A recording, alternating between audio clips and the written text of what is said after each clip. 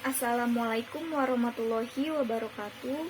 Saya Widyadana Aprilia Putri dengan NIM 023 kelas 3A Kesejahteraan Sosial. Kali ini saya akan menjelaskan materi tentang maf'ul fi. Sebelumnya, kita harus mengetahui terlebih dahulu apa itu maf'ul fi. Pengertian maf'ul fi. Maf'ul fi adalah isim yang dibaca nasab yang menunjukkan keterangan waktu dan tempat kejadian. Keterangan waktu dalam maf'ul fi disebut dengan dzaraf zaman, sedangkan keterangan tempat disebut dengan dzaraf makan. Selanjutnya, adapun syarat-syarat dari maf'ul fi. Yang pertama, mengandung makna kata fi yang tidak tampak secara langsung. Yang kedua, menunjukkan waktu atau tempat kejadian. Yang ketiga, harus masuk dengan amilnya. Selanjutnya, kita akan membahas dzaraf zaman terlebih dahulu. Dzaraf zaman atau keterangan waktu. Dzaraf zaman merupakan isim yang dinasobkan dengan memperkirakan makna fi yang memiliki arti pada atau dalam. Adapun lafaz-lafaz yang terdapat dalam dzaraf zaman yaitu al-yauma artinya pada hari ini, al-lailata artinya pada malam hari, bukrotan artinya waktu pagi, saharon artinya waktu sahur, godan artinya besok, atamatan artinya sepertiga awal malam atau waktu isya, sobahan waktu subuh, masaan waktu sore, abadan kekal, amadan selamanya, hinan ketika, anan setahun, syahron sebulan, usbu'an seminggu, saatan sesaat. Selanjutnya yaitu pembagian dzaraf zaman. Yang pertama ada muhtaj atau ditentukan, yaitu lafaz yang digunakan sebagai jawaban bagi lafaz mata yang artinya kapan. Pada pembagian ini, periode waktu atau masa pada kejadian tersebut sudah diketahui secara jelas atau ditentukan. Contohnya ketika ada pertanyaan mata sumta yang artinya kapan Anda berpuasa, maka dapat dijawab dengan sumta yaumal khomisi yang artinya aku berpuasa pada hari Kamis. Nah, sudah diketahui secara jelas bahwa periode waktunya itu pada hari Kamis. Lalu yang kedua ada ma'dud atau bilangan, yaitu lafaz yang digunakan sebagai jawaban bagi lafaz kam yang artinya berapa, seperti usbu seminggu dan syahr sebulan. Bisa dibilang kita dapat memakai jawaban ini untuk menjawab waktu secara bilangan, seperti contohnya i'takaftu usbu'an yang artinya aku telah beriktikaf seminggu. Dan yang terakhir ada mubham atau samar, yaitu lafaz yang tidak digunakan sebagai jawaban untuk sesuatu pertanyaan dari lafaz mata atau kam.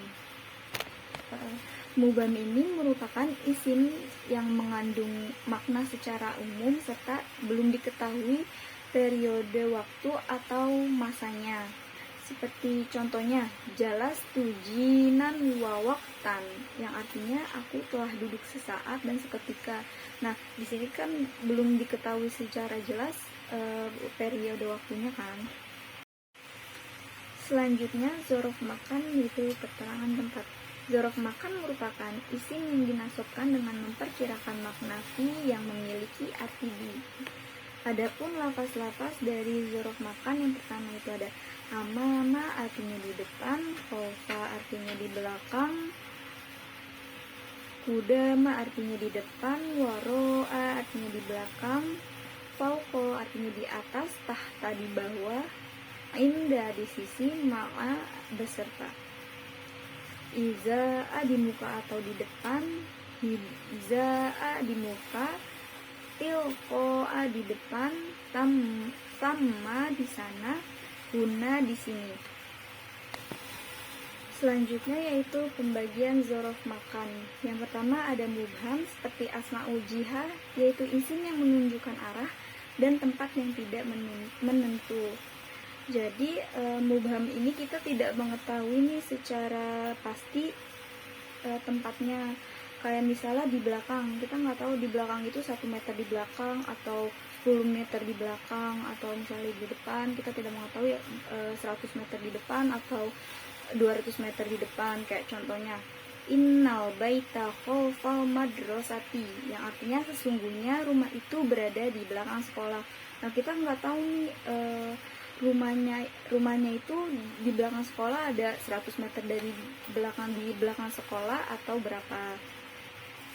Lalu yang kedua ada goiru mubham atau mu'dad, yaitu seperti asmaul muqaddir, yaitu isim yang menunjukkan jarak dan tempat tertentu. Jadi kalau goiru mubham ini udah diketahui jaraknya berapa dan dapat diukur. Kayak contohnya sirtu milan, artinya aku telah berjalan 1 mil. Nah, ini kan udah diketahui dia telah berjalan, aku telah berjalan 1 mil. Ukurannya itu 1 mil. Lalu yang terakhir ada isim yang mushtaq berakar dari masdar amilnya. Contohnya jalastu majlis Zaidi, artinya aku duduk di majelis Zaid. Majelisanya ini kan awalnya dari kata jalasa yajlisu, jadinya majelisa karena ada masdar amilnya. Selanjutnya, tidak semua isim makan atau zaman boleh dinasabkan sebagai zorof, sebab tidak semua isim makan atau zaman menjadi zorof makan atau zaman. Contohnya kita tidak boleh langsung mengatakan sholaitu masjidah, tetapi kita harus menambahkan huruf jarfi, yaitu menjadi sholaitu fil masjidi, yang artinya aku telah sholat di dalam masjid. Tetapi ada pengecualian untuk perkataan orang-orang Arab seperti dakhaltu masjidah, yang artinya aku telah memasuki masjid itu. Ya, selanjutnya yaitu ada sakantul baita, yang artinya aku telah menghuni rumah itu. Hal tersebut dikarenakan dapat dinasabkan karena diserupakan dengan maf'ul bih sebagai tawasul, yaitu keleluasaan dengan menggugurkan huruf jarnya. Mungkin cukup sekian materi yang dapat saya sampaikan. Apabila ada kesalahan mohon dimaafkan.